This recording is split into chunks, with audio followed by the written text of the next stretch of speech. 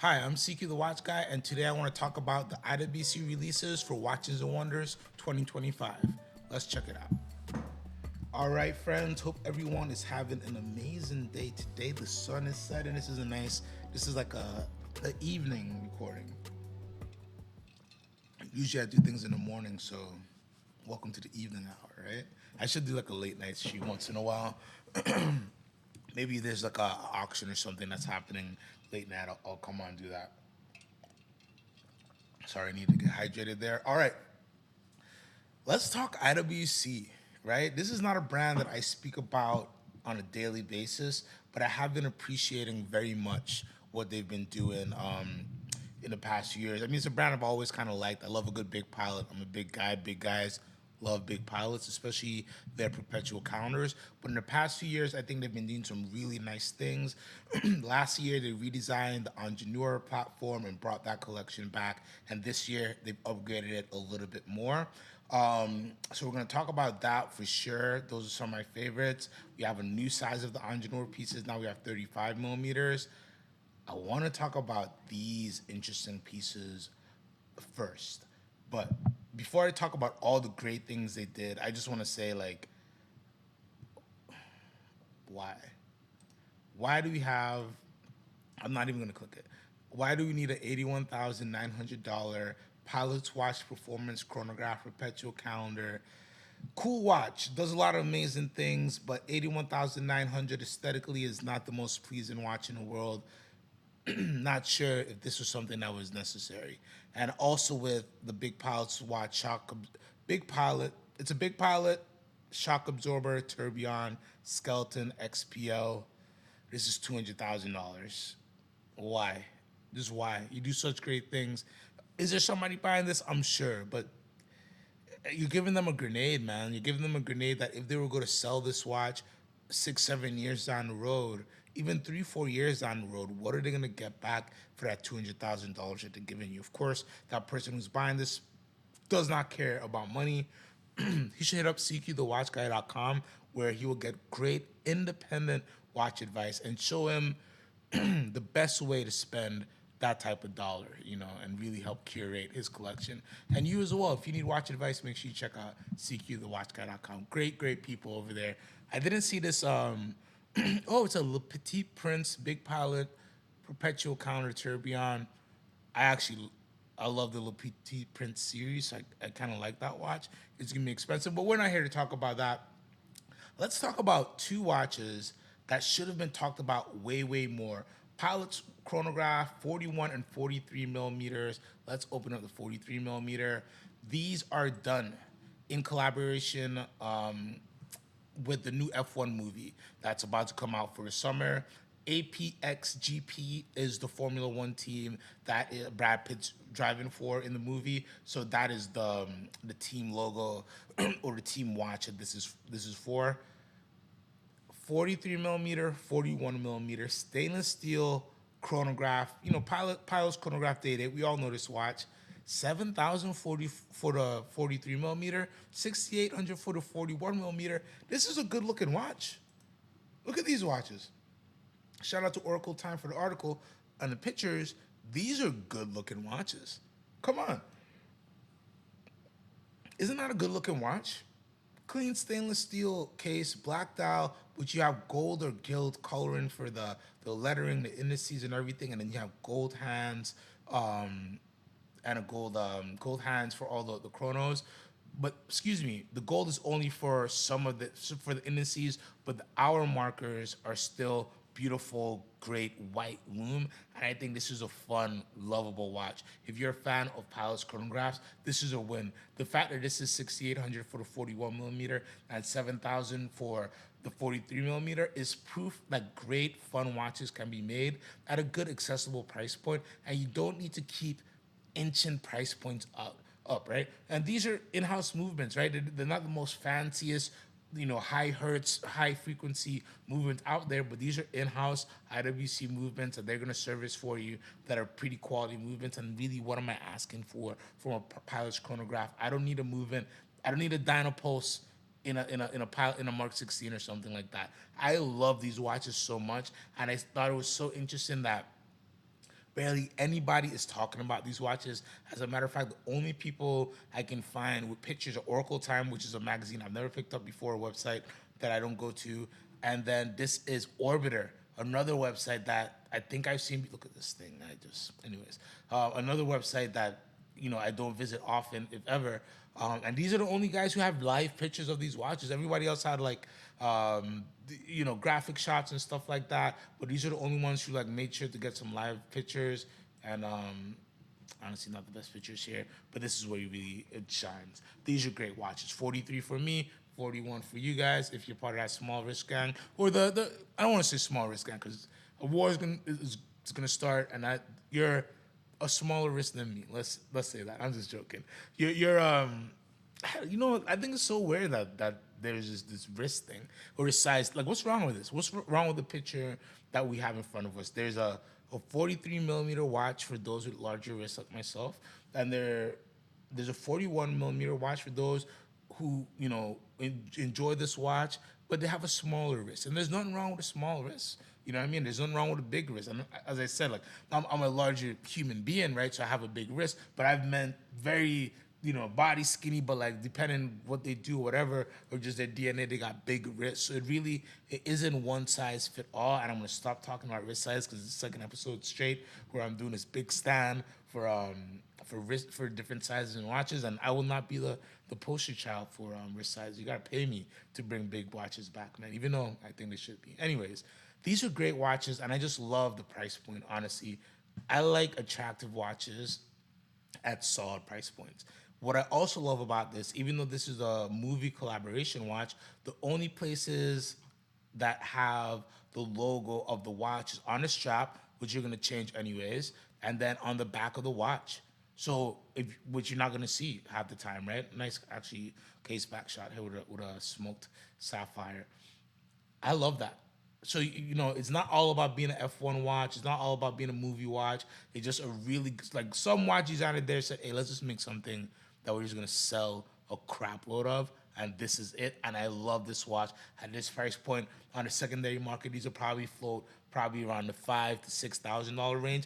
Amazing price point for a unique watch. You're not gonna make these forever. I think it's a good looking watch. Again, I love a good looking watch at a price point that makes sense for the watch. This isn't even a time only. You got a full chronograph and a date there. I think that's really good. All right, let's move on to what else did I like. So let's go to the Ingenieurs. So we got this beautiful rose gold and black 46.6. I think that's too expensive. We have this really nice all ceramic piece that looks really good. I'm gonna just complain about price. This should have been, in my opinion, 16 to 17 would have been really nice, but it's 19.5. That's okay. Then we got this perpetual calendar, 41 millimeter, a green dial that's also done in collaboration with F1, 12.9, which okay, but the rest of the rest of your 41, or not, these are all new. The rest of the 41 millimeter Ingenieurs are 11.7. So I just thought like a little bit of a price grab there. And then we have some 35 millimeter Ingenieur automatics, which I think are priced right at $99.50. And I think they will do really well. I think ladies will jump on these, and people who enjoy a watch a little bit smaller because they're Ingenieur, so you're gonna wear it a little bit bigger. These are gonna be a hit. Let's look at some live shots, shall we? First, this beautiful. Actually, I think they have both in this article. Look at this. We're gonna start with this thing. Stainless steel, a beautiful. The new Ingenieur series since last year, the dials are so good. The texture on their dials are really amazing. This color is stunning. It's a really nice shade of green. Couple shades lighter than olive, and I really love it. And the gold and the green really go well. And I think somebody else has a nice. I got all my pictures jump. Watch Collecting Lifestyle has some good shots of it as well on the wrist. That is a really nice green. That's a nice, lemon lime green that I really enjoy. Only complaint about this watch, it's more expensive than the others, and like the only excuse you can give me is, I guess, this is real gold, so You know, is that much worth of gold, or are you just, charging me more because it's a special edition collaboration? Which I guess it's your right. So let me just adjust the brightness here. It's got a little darker. I mean, it's your right to charge a little bit more for that reason. But I think, again, I don't know. It'd have been nice to see 11.7 for this as well. But it's a really good looking watch, so I would pay the price for this. But also, I would also wait for this to be on a secondary market and try to get this 20% off, right? That's where Ingenieurs have been trading the previous generation, about 20% off retail, which is amazing, right? The retail for 11.7, you find them around 9,300, a little bit lower, a little bit more. So I think that's good to only lose 20% on the IWC, and this is just a really, really good looking watch. Let's go back to that Hodinkee article, because not only, oh wow, it's a good watch. It's a good watch. It's a good watch. No complaints. I can poke and prod on pricing and things like that, but I'll do that with every brand. I think everybody has a retail price is too aggressive, especially once I just show you that beautiful Pilot's Chrono that you have for 40% less, almost 50% less than this. So very, very, I don't know, but this is gorgeous. So I can see me paying the full retail, and everything I said doesn't matter. Get this watch if you love this watch. Then we have an all ceramic, full ceramic Ingenieur. This one's in 42 millimeter, I believe, and that's a fun watch. That's a good watch. That's a good looking watch. Honestly, like, for the money, what more do you want? I think it should be a little bit cheaper just because it's an IWC, and I feel like, I don't know, the price of ceramic is a little bit weird, but honestly, at 19, it's not crazy. It's just that I'm of the belief that you should price watches so they sell at retail price, right? Versus pricing something for a discount. Now, IWC boutiques, you're not going to discount this watch, but AD who sells other brands, will they give 10%, 15% off on this watch?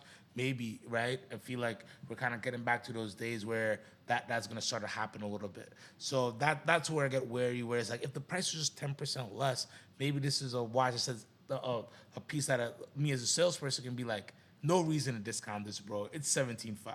Full retail, I'll get you an IWC hat, right? But, what can I say? Let's move on to my favorite, rose gold, or a red gold, I should say, 5N on the gold. So that means they put extra copper in there with this beautiful black dial. This is a hit. I'm so glad they made this watch, because I can't wait to pick it up on a secondary market. I just think this is a gorgeous, gorgeous watch. The reason why I say pick it up on the secondary market, it's 46. It's 46, I believe. Let's go down here. It is around 40. It's above 40. Actually, I want to be. You guys, you serve accuracy, and their size 46.6, 46,600 dollars. Which, for a rose gold watch, you're gonna say, hey, there's rose gold watches that are much more, but I don't know. It's an IWC, man. It's an IWC, and I just think 37.6, this sells all day. 38.7, this sells all day. 46.6, it's a little pricey. Plus sales tax, you're telling me I'm paying $50,000. It's a great watch, but again, secondary market, it'll be in the 30s, right? And I think that's a great price point. Will this watch sell? Yes. Will the price complaint I have affect them? No. But you guys are listening to me, and I think I'm gonna give you the advice that I give my friends and my clients. And this is a watch where, if you love it, jump at it. But if you can get a discount on it, get it. If you can't, wait a little bit, see if you can, or reach out to me at cqthewatchguy.com, and I can help you see, look over your strategy and see the best way to get this watch, get into a watch like this. I think it's a great watch, but you want to get in on the right price point. Listen, I'd be okay at 46.6 if you told me it would stay there on the secondary market, and it wouldn't be in the 30s. And this wouldn't be a watch that you try to sell to somebody like myself, and I probably have to buy this someplace in the 20s, right? So now we go from 46 plus tax, or in the 50s, close to 50s, depending where you are, and now I'm paying you in the 20s for it. If you got to sell it immediately, you need that cash right now, God forbid, life emergency, or God blessings, new business opportunity, new house opportunity, new, kid just got accepted into a crazy school, you got to pay for the scholarship. great things happen and you need capital, right? And sometimes the watch needs to go, because you can always circle back and get the watch. You can't always, get your kid into the best chess school or sports academy, whatever. You got to use the capital that you have. And it's much more easier, in my opinion, to sell a watch than liquidate an asset that's a stock. This is fun. So it's okay to trade fun for future, in my opinion. That's why I kind of hem and haw on retail pricing, right? Because I know what, if you wanted to trade this watch to me, what the market's going to be like. IWC isn't buying these watches back. So that's where when you hear me speak on pricing and I get a little bit aggressive, that's where I'm coming from. I'm thinking about the future version of you who already bought this watch and now wants to trade it from something else. And I'm just thinking about, darn it, man, I want that guy to get a good deal so I don't have to beat that guy up. And the experience can be good, right? Because no matter what, I get affected by what a brand does, right? It doesn't seem like we're not connected, but one day somebody's gonna try to sell me this watch, and I'd love to give them a price that makes them, feel okay, and not a price that's like, oh man, you're beating me up, and then they call 15 other people and they realize that I wasn't lying to them, right? It's just not a good experience, right? So that's where I come from when I'm talking about pricing. Anyways, this is a great watch. It's a beautiful watch. Buy the watch. At the end of the day, if you love the watch, buy the watch. I'm not gonna tell you no on it. And here we have another shot, the big boy next to the 40 next to the 35 millimeter, and these are really nice too. I think they did a really good job on these watches. I love the rose gold with kind of that yellowy, yellow gold dial. I think they really good job. Oh, such a good piece. Buy the watch. Forget what I said about pricing. Spend all your money, buy it full retail plus sales tax. Jump for it. Another shot of the green, and the last watch, monochrome shot of the 35 millimeter.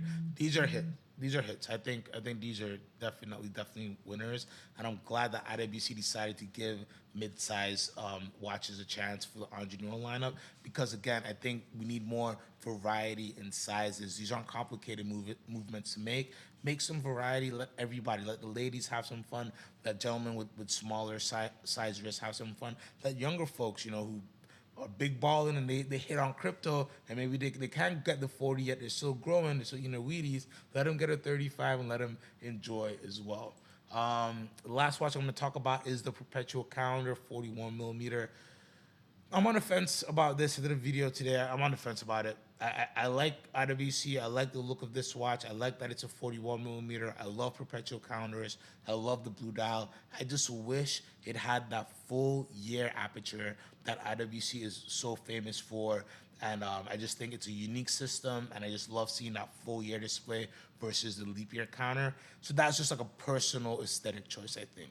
That's it. It's a fun looking watch. The price isn't too crazy, mid-30s on it. I think if you're into this perpetual calendar layout, it's nice to get it in a sports format, something on a bracelet. You don't really see that very often. So I think it's a good looking watch from that aspect, but oh boy, I would love to see 2025 on the dial. I think that's just a little bit of a missed opportunity. I say that I'm not a watchmaker, so I couldn't tell you how hard it'd be to make it, work in this size case. So those are my little, things there. But I love it. I think it's a good watch. I think IWC had a good year. I want to say that. I think they had a good year, barring the crazy things, the high performance watches that all these brands seem to want to do. And I guess people do buy them, and they do help. We're talking about it, right? So it does help marketing and things like that. And beyond that, everything else are great. I think these are great watches. So I'm very happy to see IWC making really good watches that are aesthetically pleasing, mechanically more than sufficient, and price-wise, they're reasonable. They're not crazy. But again, I just want to highlight these. Oh my God, these just look so good. And they made these, you know what I mean? They didn't ignore all price ranges. They didn't ignore a collection that's been around for a long time. They enhanced it. They added a little fun limited edition. And it's like an easy win. There's nothing wrong with taking easy wins. And I love IWC for that, because this is a watch now that I have to hunt. Hey, I want to thank you so much for tuning in. I'm CQ the Watch Guy. Thank you so much for your support. It means the world to me. Like, comment, and subscribe. It goes a long way. If you could use some truly independent watch advice, buy, sell, trade, anything you need, I'm at your service. CQthewatchguy.com. You can see all the details of my services there. Listen, I'm here to help you collect watches and enjoy time while doing it. You know the rules. Buy what you love.